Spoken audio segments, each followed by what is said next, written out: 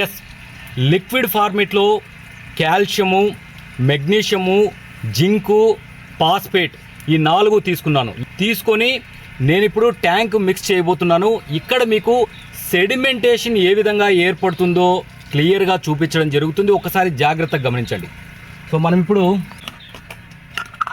First మనము calcium తీసుకుంటున్నాము. Calcium liquid format add చేస్తున్నాను. చూడండి, వాటర్లో నీట్గా కలిసిపోయింది. Okay, then next magnesium liquid ఫార్మేట్లో తీసుకున్నాను. 2 నీట్గా కలిసిపోయాయి. దెన్ నెక్స్ట్ జింక్ లిక్విడ్ ఫార్మేట్లో తీసుకున్నాను.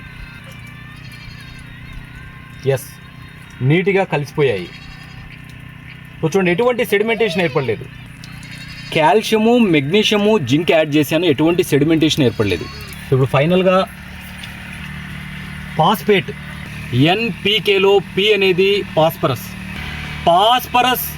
మనకు వీటిలో జింక్ ఉంది. ఫాస్ఫరస్ యాడ్ అయితే వెంటనే సెడిమెంటేషన్ ఏర్పడుతుంది.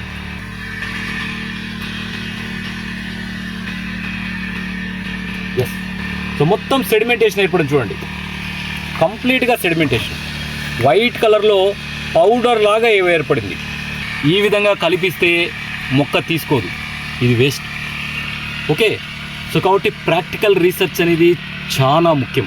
ఇదంతా సెడిమెంటేషన్ చూడండి, మేఘాల్లాగా ఏర్పడుతున్నాయి. చూడండి, ఇది నేను ఆల్రెడీ ట్యాంక్ మిక్స్ చేసి పెట్టాను. ఇదంతా సెడిమెంటేషన్ కింద ఉంది కదా వైట్ కలర్లో.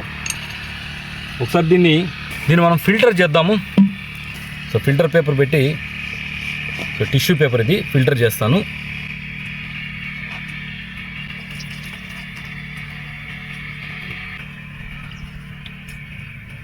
చూడండి, పిండి ఏర్పడింది అంటే జింక్ ఫాస్ఫేట్ ఏర్పడింది. ఇది మనకు మొక్క తీసుకోదు. ఇక్కడ చూడండి, మేఘాల్లాగా ఏర్పడింది అంతా.